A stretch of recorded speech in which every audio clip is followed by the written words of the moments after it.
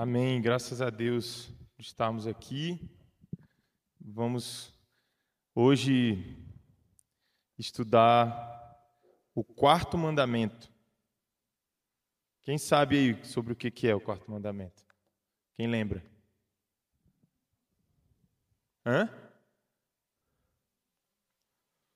Guardar o sábado. Em guardar, né? A gente vai ver isso aí.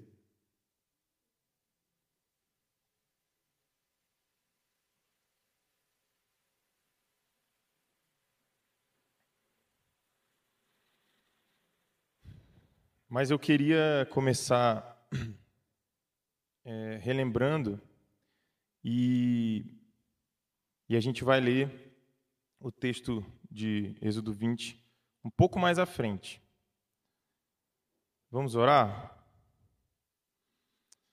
Ó Deus querido, amado, nós nos encontramos aqui nessa manhã, Deus, e com vida, Senhor, com saúde. Sabemos que temos nossos problemas, nossos desafios, mas junto com eles coexiste, Senhor, tantas coisas maravilhosas. E nós, nesse momento, ó Pai, queremos parar, ó Pai, para refletir sobre a Tua palavra e sobre a Tua vontade, ó Deus, na nossa vida. Em nome de Jesus, Senhor, nós clamamos, ó Pai, que o Senhor fale conosco, que o Senhor possa dirigir, ó Pai, os nossos pensamentos, o nosso coração, em direção a Ti, Senhor.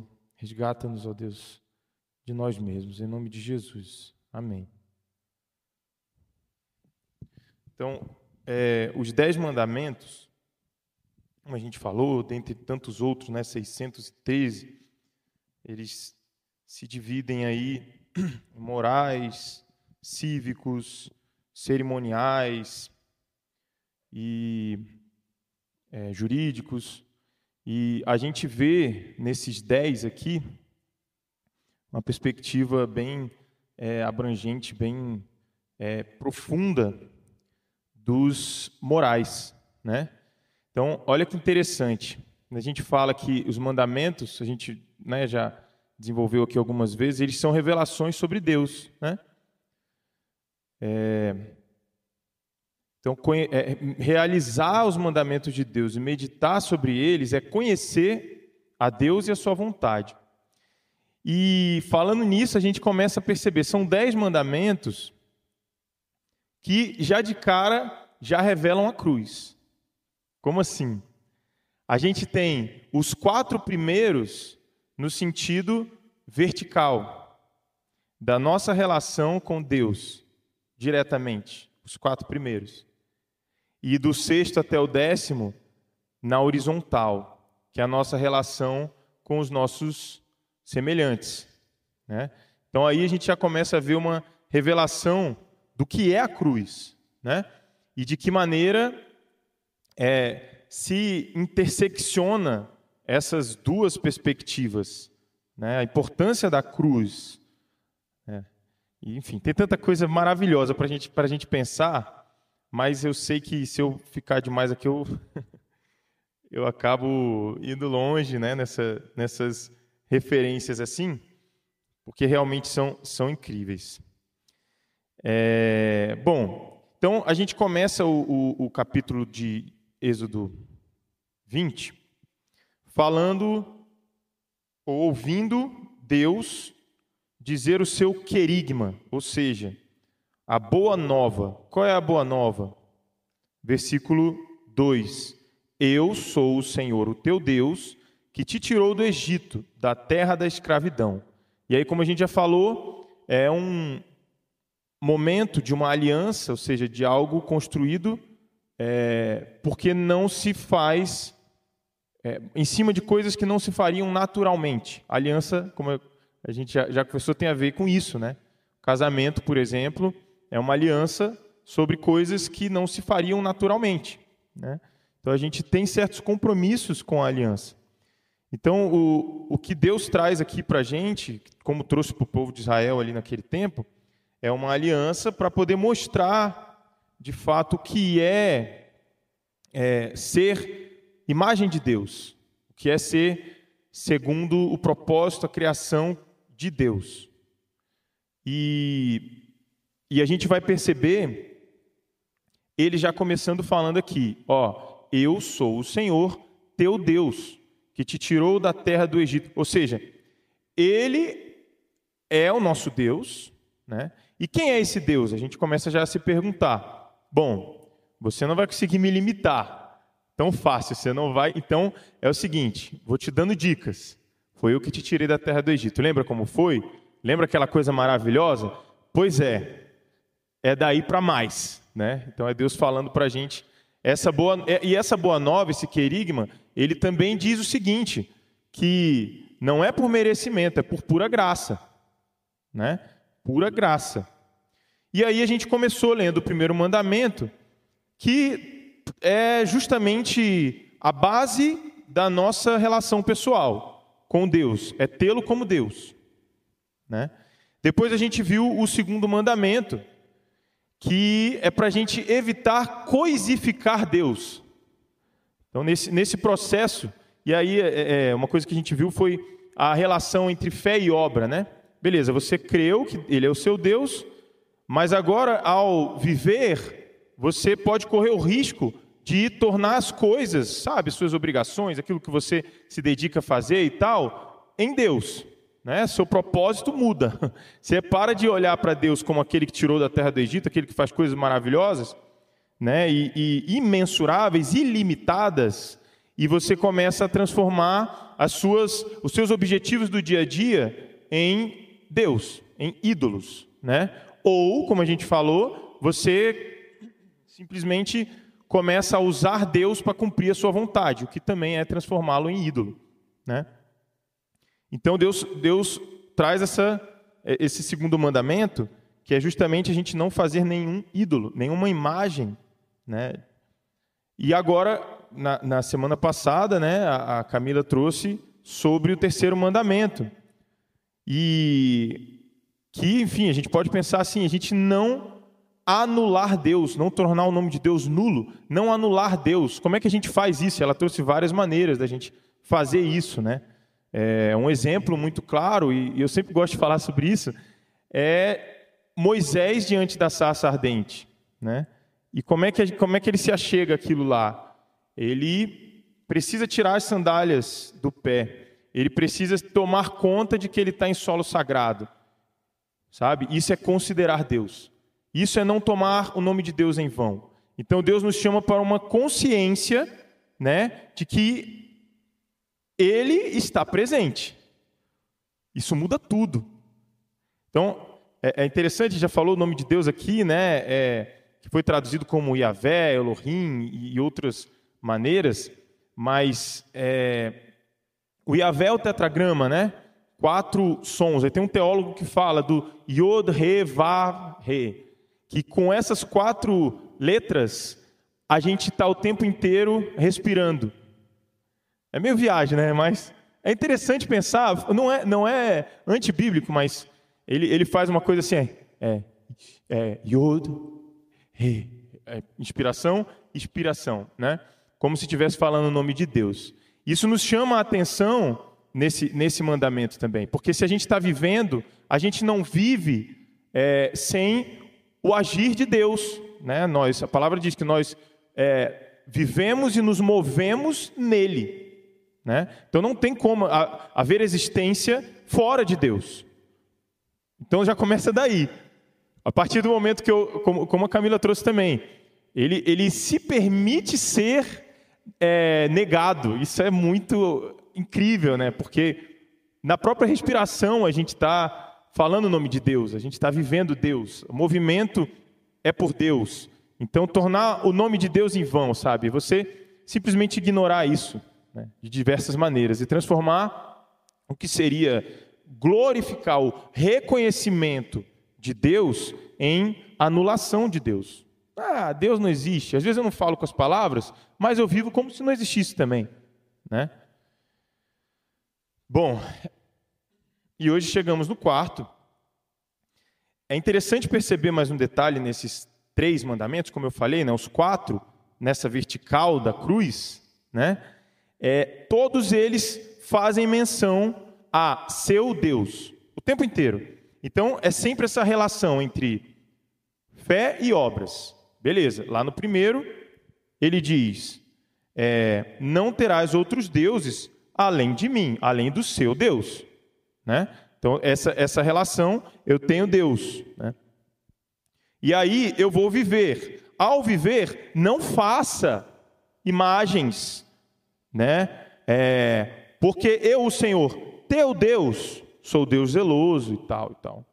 Depois, não tomarás em vão o nome do Senhor, o teu Deus. Ou seja, é Deus nos chamando para esse relacionamento, mesmo na vida. Não existe sacro e profano. Não existe, eu estou na igreja, aí amanhã eu estou no meu trabalho, mas não tem Deus. Quando eu sair do meu trabalho e for para a igreja à noite, aí tem Deus. Não existe isso. Então, em tudo que eu estou fazendo, eu estou vivendo a harmonia entre fé e obra. É interessante perceber na música, né, por exemplo, quando fala em harmonia é composição. Quando você está pensando na montagem das notas, na combinação entre as notas, você está criando, você está compondo. É claro que não é uma criação, porque a gente não cria a nota, né? A gente compõe, ou seja, é uma maneira da gente organizar. E é isso que nós fazemos no dia a dia.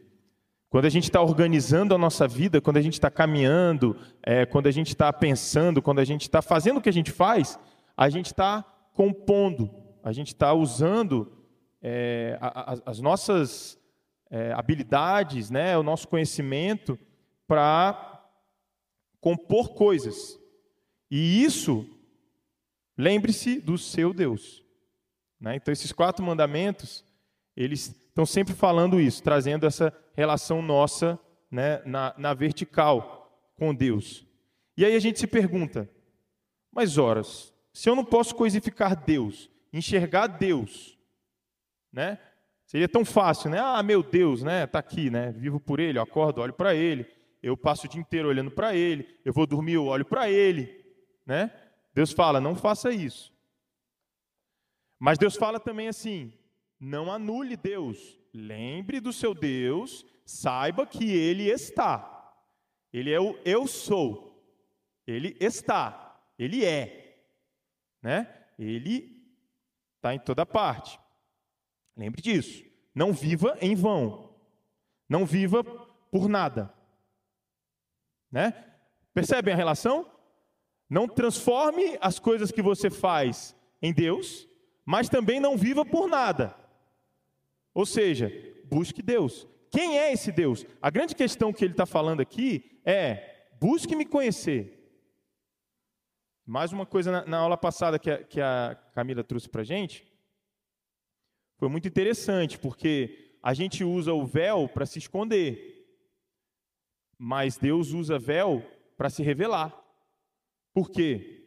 Porque a gente não dá conta de compreender quem é Deus. É impossível para o nosso raciocínio. Né? Eu dei o exemplo do cachorrinho, o Rodrigo ficou rindo de mim aqui, podia ter falado que era uma criança, mas é porque é justamente nesse sentido, é bizarro mesmo. O meu cachorro tentar falar alguma coisa sobre mim. Mas vai acontecer um latido, né? É a gente tentando, né, falar sobre Deus. Então, ele usa véus, ele usa, como eu falei aqui da relação que ele cria, né, dessa questão da aliança, como se fosse uma relação que havia na época, né, meio que feudal até. E Deus vai usando essas coisas para a gente poder compreendê-lo, de acordo com a nossa razão. Né? E aí a gente percebe que a própria palavra é isso. A gente percebe que os próprios mandamentos são esses véus. Então, como a gente conversou no início aqui, tem gente que segue o mandamento como se fosse uma lista de coisas para poder ser aceito por Deus. Né? E aí a gente foi entendendo que não é isso. Na verdade, a Bíblia são maneiras da gente compreender Deus de acordo com o nosso raciocínio. Para quê? Para eu manipular Deus? Não. Para eu viver com Ele, para eu me relacionar com Ele. Né? E aí, olha que interessante. Aqui eu queria ler com vocês Mateus 28, 19 e 20.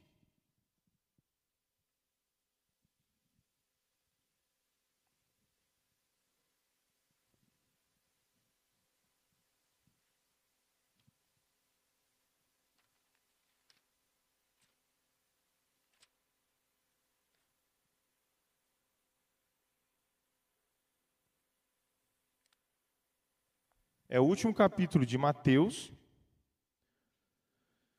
A grande comissão, Jesus ressuscitou, e Jesus está enviando, né, os discípulos, os apóstolos. E aí ele fala assim: portanto, vão e façam discípulos de todas as nações, batizando-os em nome do Pai, do Filho e do Espírito Santo, ensinando-os a obedecer a tudo o que eu lhes ordenei. E eu estarei sempre com vocês até o fim dos tempos. Então, olha, fala sobre relacionamento também, porque Jesus está dizendo que vai estar com eles todos os dias até o fim dos tempos, né? Eu falei que Deus permeia, né, a nossa vida, a gente respira, né, a gente existe e se move nele, né? No entanto, a gente tem a possibilidade de anular, de dizer que ele não existe. E aí Jesus está dizendo aqui para a gente o seguinte: olha só, vão, e quando vocês estiverem me obedecendo, eu estarei com vocês. A relação é essa. Quando eu estou com Deus, quando eu busco ouvir as suas palavras, quando eu busco cumprir as suas palavras, eu o percebo comigo. É isso que Jesus está dizendo. Ele estará conosco todos os dias. Quando nós percebemos, quando nós buscamos cumprir o que ele está dizendo. Um exemplo, né, trazendo de novo para a nossa realidade, é uma amizade, um casamento, né? Você pode estar, como o Rodrigo falou outro dia aqui, você pode estar divorciado, ou como é que é? Ele falou, não, você é viúvo de marido vivo, viúvo de mulher viva, enfim, vocês entenderam. Porque você tem ali o relacionamento, mas é só para estar passando o dia a dia. Você não olha para a pessoa, você não busca reconhecê-la, você não busca percebê-la naquela vida, sabe? Ah, foi você que fez isso, né? Não é nem isso, né? Simplesmente você chega em casa, tá lá as coisas arrumadas, tá, enfim, talvez algo feito de amor por você e tudo, e você nem percebe. Então é muito possível que a gente faça isso com Deus também, né? E Jesus fala isso, quando Ele envia e quando a gente cumpre a sua palavra, quando a gente está vivendo a sua promessa, a gente tem a oportunidade e a possibilidade de vê-lo conosco. Então é isso, a gente cumpre a palavra não com esse intuito, eu vou cumprir e vou receber um presente, né? Eu vou cumprir e vou, como se faz com um ídolo, né? Mas a gente cumpre, a gente vive a palavra para perceber a sua presença. Então nós não queremos presente, nós queremos presença. E aí é a graça, né, da história. Porque o Deus que é chamado de Deus conosco, em Isaías 7, né, Cristo, ele também é chamado de príncipe da paz, logo à frente, em Isaías.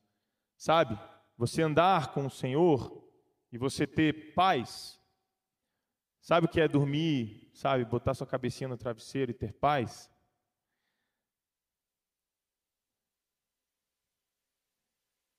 O Salmo 84, 10 diz que um dia em seus átrios é melhor do que 1000 em outro lugar.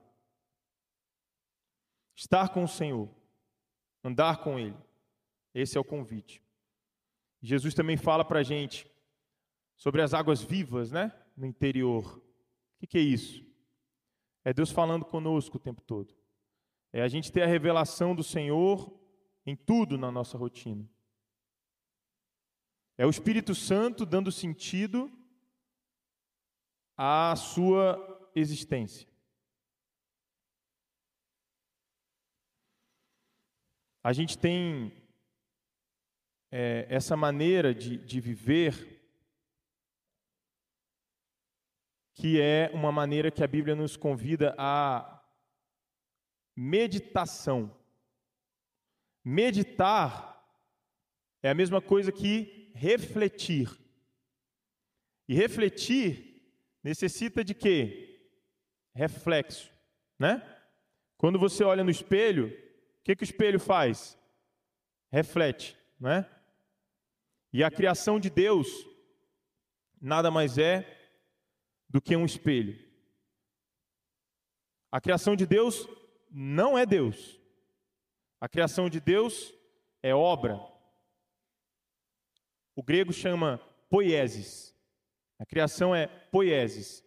Poiesis é a mesma coisa que poema. Então a criação de Deus é um poema escrito por Deus. E nós temos essa possibilidade de meditar. A Bíblia traz duas maneiras da gente meditar, ou seja, refletir quem é Deus. Um é, claro, como eu falei, por estruturas reconhecíveis, né? Um é a poiesis, que é a criação, e o outro é a própria Escritura, né? Então, por meio da Escritura, que vai se tornar sagrada, né? A partir do momento que eu tiver essa noção e olhar para ela sem as sandálias, né? Com aquela postura de se colocar diante do sagrado, eu vou ver nela várias formas literárias. Lembra que a gente viu? Várias formas literárias. Tem vários tipos, né? Tem narrativa, tem poesia, tem épico, tem todo tipo de literatura. Mas eu também vou ter a poiesis, a criação, que também é outras formas, também são outras formas de literatura. E isso tudo precisa ser refletido, precisa refletir o Senhor, ou seja, é necessário meditar na palavra. Alguns exemplos aqui de textos, né, que falam essas coisas aqui, que eu não estou falando de mim. Por exemplo, sobre a Escritura, Hebreus 1, de 1 a 2, diz assim, precisa abrir, não, se quiser abrir, pode abrir, mas é porque é muita coisa aqui. Havendo Deus outrora falado muitas vezes e de muitas maneiras aos pais, por quem? Pelos profetas. Nestes últimos dias, ou seja, na Escritura, nestes últimos dias, nos falou pelo Filho. E como é que a gente vai ter acesso ao que o Filho falou? Também Escritura. A quem constituiu o herdeiro de tudo, pelo qual também fez o mundo. Olha que maravilha. E aí a gente vai para olhar a poiesis.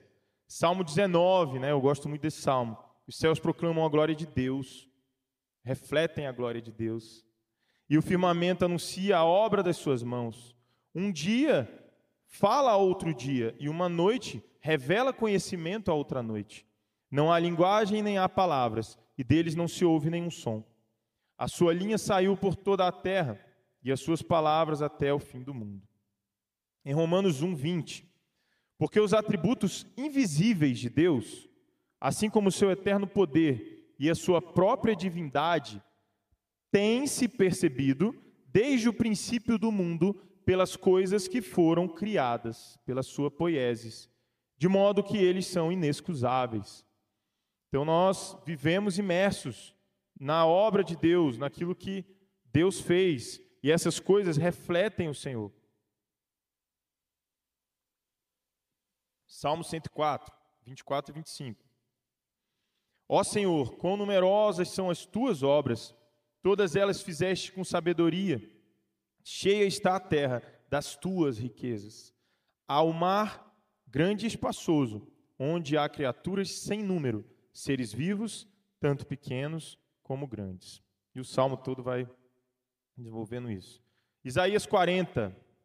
Levantai ao alto os olhos e vede quem criou estas coisas. Aquele que fez sair o seu exército de estrelas. Todas elas chama pelo nome.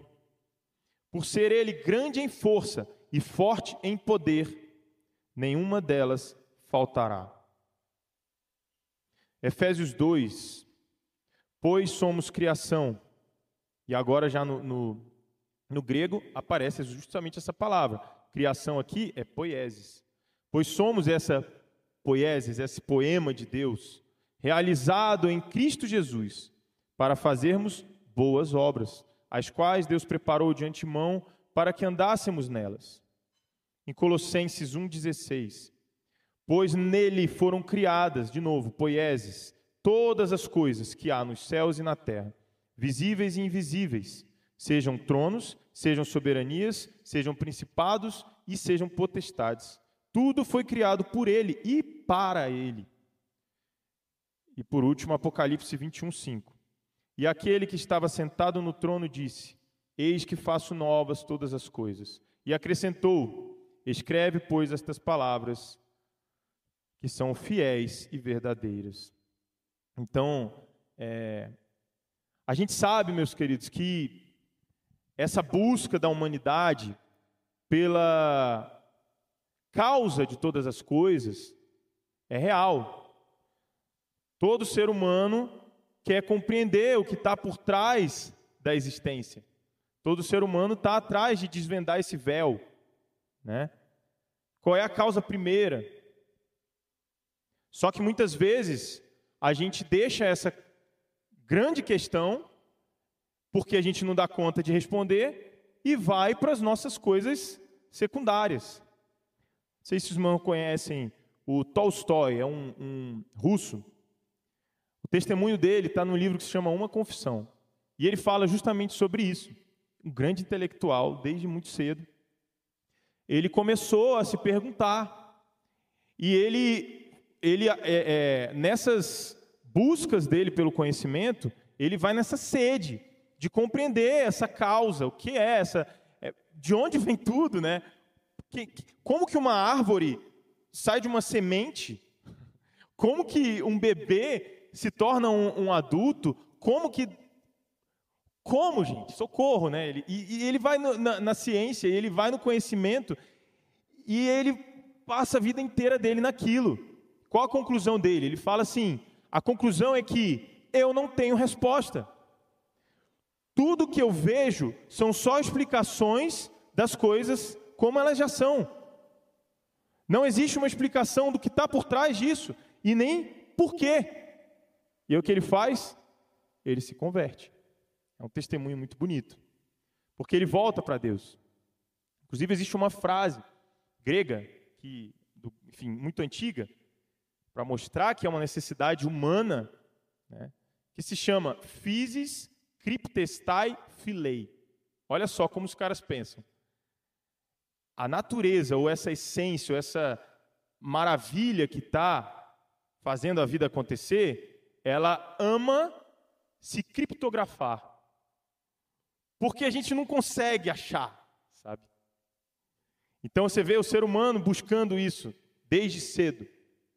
E o Senhor, com todos esses textos aqui que eu li, revela na sua palavra, não só uma maneira de eu saber quem Ele é e seguir andando, mas de viver um relacionamento. Porque é impossível olhar para o Senhor e continuar andando, porque a gente não consegue mensurá-lo, limitá-lo, classificá-lo, conceituá-lo, porque é necessário a eternidade, e muitas eternidades. Bom, dito isso, a gente vai perceber que existem, eu falei, dois tipos, né,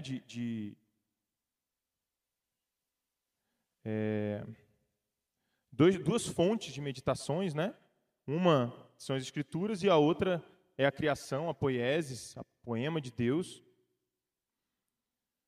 E aí eu queria refletir com os irmãos sobre as várias maneiras de meditar, de refletir sobre poiesis e refletir sobre as Escrituras. E a gente vai perceber lá na criação, o próprio Deus, toda vez que Ele cria alguma coisa, o que Ele faz? Foi-se tarde, manhã, Ele viu que era bom. Jesus fala, quem é bom? Só há um bom, né? Deus. E é esse o convite dessa meditação, né? Olhar as coisas, buscando ver esse reflexo de quem é bom. Isso que eu faço, reflete Deus? Né? Muitas vezes a gente quer refletir a gente, né? Isso que eu faço, reflete o Senhor? E aí a gente vai ter, por exemplo, Salmos 1, por exemplo, falando que a gente medita dia e noite. Dia e noite.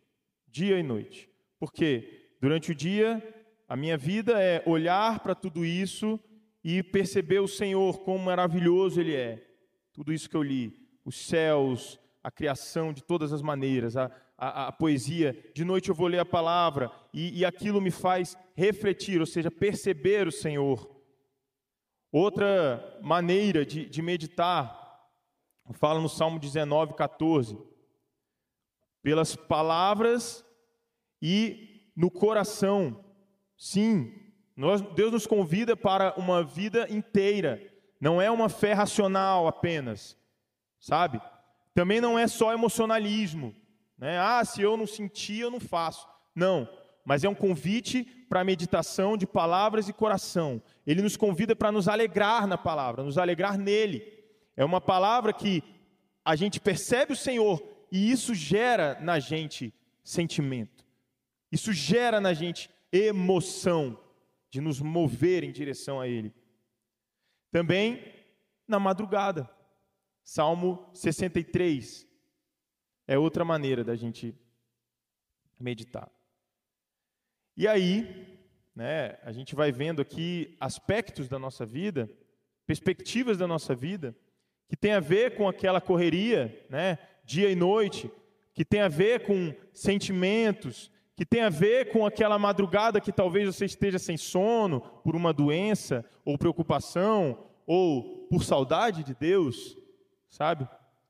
Mas tem uma outra maneira da gente meditar, que agora sim chegamos no quarto mandamento. Nossa, falta 15 minutos para acabar. Quer dizer, 7. Eita, gente. Então, vamos ler aqui, ó, Isaías 58, 13 e 14.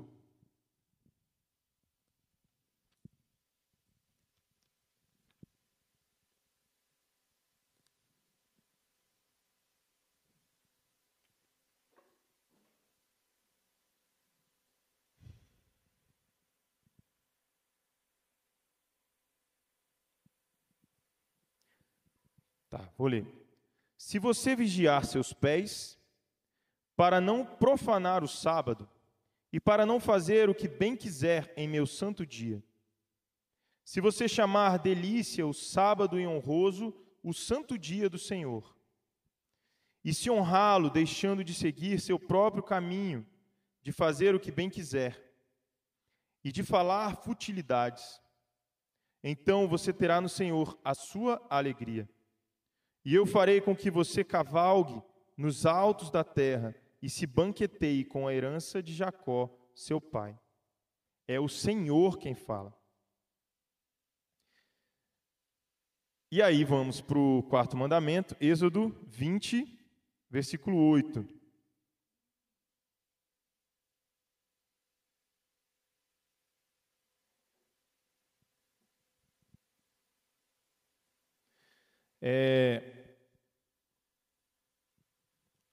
Vou ler. Lembra-te do dia de sábado para santificá-lo.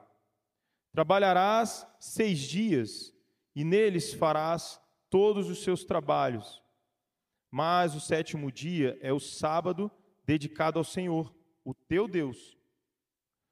Nesse dia não farás trabalho algum, nem tu, nem teus filhos ou filhas, nem teus servos ou servas, nem teus animais, nem os estrangeiros que morarem em tuas cidades. Pois em 6 dias o Senhor fez os céus e a terra, o mar e tudo o que neles existe, mas no 7º dia descansou. Portanto, o Senhor abençoou o 7º dia e o santificou. Então, irmãos, vimos aqui maneiras de meditar no Senhor, de refletir nele. Chegamos em Isaías, percebemos que existe uma meditação que faz com que a gente deixe de lado essa correria, essas obras, e a gente passe a consagrar, né? Ou se consagrar daquele dia, que é o dia santificado. E a gente vai ouvir lá em Gênesis 2 que o próprio Deus fez isso. Foi Ele que resolveu fazer isso, né? Então olha que maravilha que esse mandamento está dizendo para a gente. Levou 6 dias para fazer a terra, toda a existência. Mas naquele dia, ele santificou, ele se apartou. Kodesh, né? Kodesh é separar, é deixar tudo aquilo para lá. Por quê? Porque ele é. Independente de suas obras, ele é. A gente reflete ele nas obras? Sim. Mas e se não tiver obra nenhuma? E se não houver fruto na videira? E se não tiver nada? Ele é. Essa é a consagração. E ele nos chama para fazer o mesmo. Quem é você? Já pararam para pensar? Geralmente quando fala assim, quem é você? Você fala, eu sou professor. Não. Não, por quê? Porque um dia você vai se aposentar. Eu sou pai. Eu sou mãe. Será? Será que você vai ter seus filhos para sempre? Mas E vai acabando, né? Onde a gente se pegar. E Deus nos chama para isso. Para um dia em que a gente possa olhar e falar, estou separado, Kodesh, santificado daquilo que eu fiz. Porque eu não sou apenas aquilo que eu faço. Eu sou alguém, assim como Deus é muito maior, né, do que as suas obras.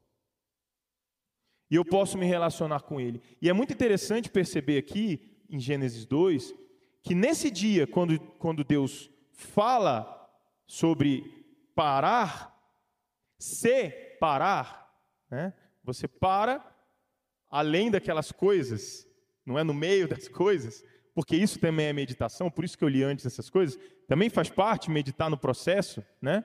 Mas ele chama para um outro momento de meditação, de busca, de conscientização de quem é esse Deus. E é nesse momento que ele não fala sobre e fez-se manhã e tarde o sétimo dia. Ele não fala. Não tem tempo. O tempo acabou. É o dia em que você entra na plenitude da presença do Senhor. Não é Deus para isso, Deus para aquilo. É Deus Todo-Poderoso, Ele e eu. Miserável homem que sou, diante do Deus Todo-Poderoso, que, se não tivesse criado nada, seria ainda quem Ele é. E Deus trabalha conosco aqui tanta coisa.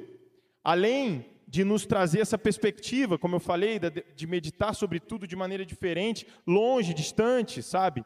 Olhando para trás, esse estranhamento de tudo que a gente faz. Essa busca.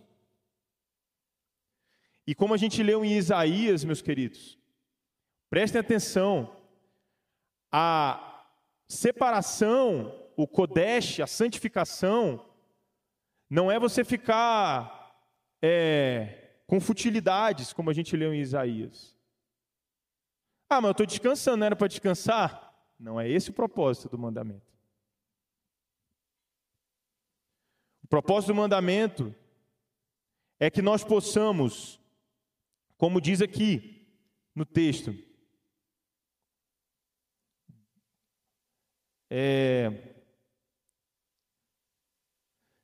trabalharás 6 dias, mas 7º dia, lembra do dia de sábado, vou ler todo de novo. Lembra-te do dia de sábado para santificá-lo.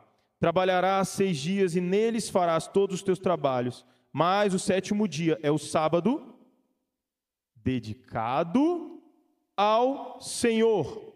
Então tudo que a gente falou lá em cima, sabe? Sobre o 2º e 3º mandamento, sobre o fazer. Eu tenho que fazer isso, eu tenho que fazer aquilo.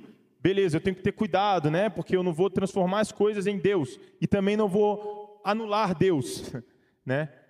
Mas agora, nesse outro dia, nesse outro mandamento, nem isso você vai fazer. É o momento de você parar as suas obras. Parou. Chega de fazer aquilo que você trabalhou 6 dias e nele fez todos os seus trabalhos. Agora, você vai se dedicar a Deus. Então as outras coisas não eram dedicação a Deus? Era. Mas agora é uma outra maneira. É deixando de lado as obras, deixando de lado os afazeres, que muitas vezes se misturam com as nossas vontades. E Deus está falando, ei, olha para mim. Como é legal ver isso no casamento, né? A gente vive falando, nunca dá certo, né, meu irmão? Mas um dia vai dar. A gente se vê para trocar de plantão, né? Ah, e aí, como é que foi? Foi isso, tal, aquilo, tal, e vai. E Deus está ensinando a gente, regulando a gente para a vida, né? Cadê o momento em que você para e olha para mim? Apenas para mim. Que você senta e nós dois vamos ter um papo aqui. Mas o que eu vou fazer? Eu vou ficar olhando para Deus, fazendo o quê? Que eu vou fazer? Eu vou ficar orando o dia inteiro? Como é que vai ser minha oração? Se eu estou acostumado a ser, Senhor, abençoa isso, me dê aquilo, faça aquilo outro. Como que é? Deus está nos convidando para viver essa nova perspectiva de relação com o Senhor. Pedir é errado? Não. Nós temos 6 dias para isso. Mas Ele nos chama para ter uma vida de entrega, de relação ali com Ele, apenas com Ele. Intimidade. É tirar, sabe, despir das obras.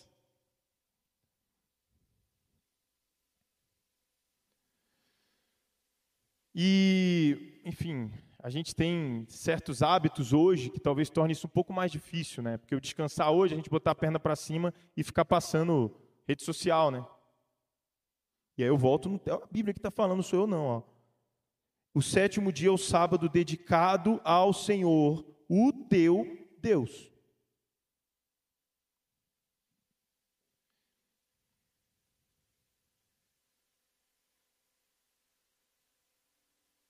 E eu posso arrumar várias maneiras, né, de enrolar isso.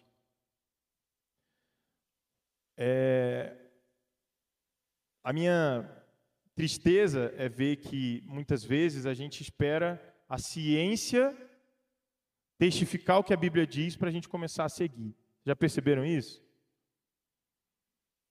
Hoje é importante ter um dia de descanso. A ciência comprova.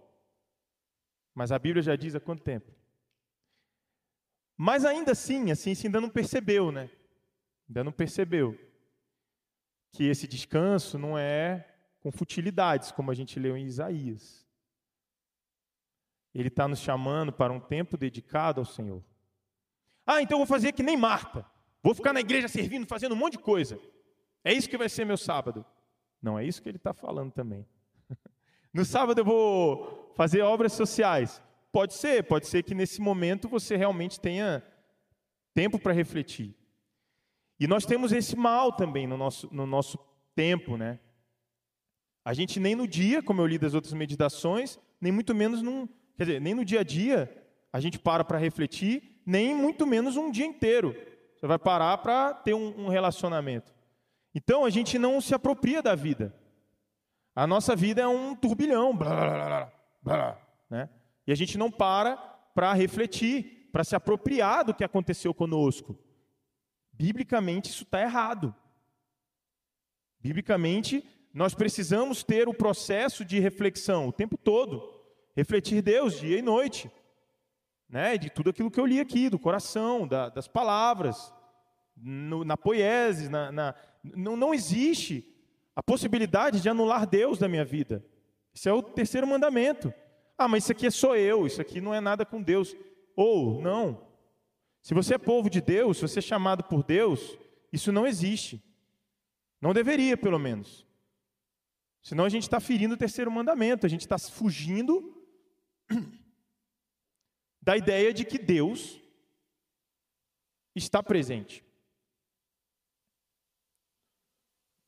Irmãos, para terminar, assim como os outros mandamentos, a gente vai ter revelação sobre quem Deus é. O sábado é uma revelação sobre quem é ou quem viria a ser Cristo.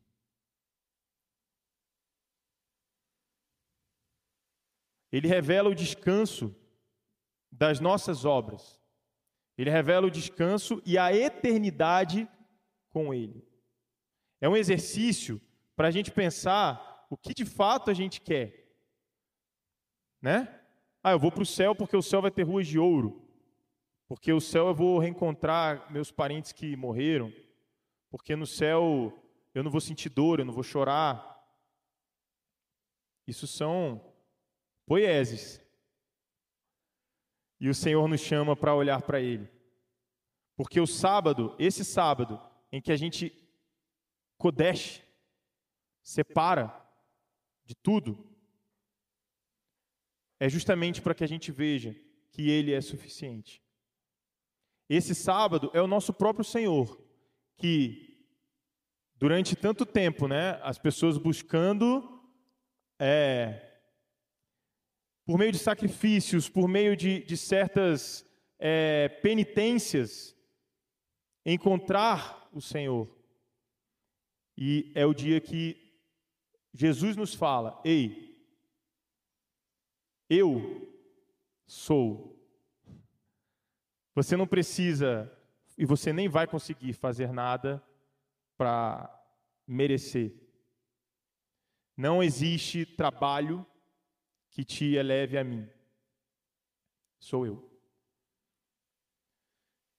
Amém? Então, que o Senhor possa continuar ministrando essa palavra no nosso coração. Tem muita coisa interessante para a gente ver. É um mandamento que a igreja fez questão de negligenciar durante muito tempo.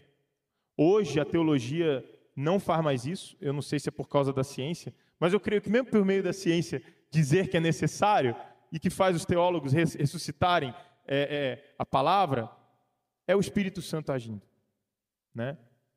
Eu creio. Então, seja por motivos de bons, né? Porque a igreja começou a se reunir aos domingos, tendo em vista o ressuscitar do Senhor e, consequentemente, da nova criação, dessa nova poiesis, né? Então, há essa linda motivação para a gente estar aqui hoje, domingo, sabe? É maravilhoso estarmos aqui para celebrar. Quem dera tivéssemos tempo para fazer o memorial da criação no sábado e o memorial da nova criação no domingo, né? Ter os 2 dias totais de entrega ao Senhor. Mas fica esse mandamento aqui no nosso coração, na nossa mente, para que nós possamos refletir, compreender o Senhor, o que Ele quer dizer para nós com esse mandamento. Amém? Pai querido, humildemente nos colocamos, ó Pai, reconhecendo, ó Deus, que Tu és onipresente, mas que nós queremos ter intimidade com esse Deus onipresente. Que não queremos viver alheios, ó Pai, a quem Tu és. Senhor, e nem muito menos as coisas que o Senhor diz, escolhendo aquilo que nós queremos e que para nós faz sentido. Deus, que a Tua palavra esquadrinhe o nosso coração, a nossa mente e a nossa vida. Senhor, que nós não fujamos, ó Pai, das dúvidas, mas que nós possamos buscar em Ti. Que nós possamos, ó Pai, no sentido vertical da cruz, estarmos, ó Pai, atentos aos Teus mandamentos, à Tua vontade, buscando reconhecer quem Tu és. E ao mesmo tempo, Senhor, no sentido horizontal da cruz, estarmos, ó Pai, com os nossos semelhantes, ó Pai, com toda a criação, Senhor, refletindo e vendo, ó Pai, que Tu és o Deus maravilhoso, poderoso, Senhor, e que só de Ti, ó Pai, vêm as palavras de vida eterna. Consola o nosso coração. E sabemos, ó Deus, que só há uma maneira de compreender, ó Pai, aquilo que o Senhor fez, e até mesmo, ó Deus, no nosso secreto contigo, é o Espírito Santo. Que esteja sobre nós, ó Pai, o Teu Espírito, para que possamos, ó Pai, viver, ó Pai, em novidade de vida. Em nome de Jesus. Amém. Amém. Obrigado, irmãos, pela paciência.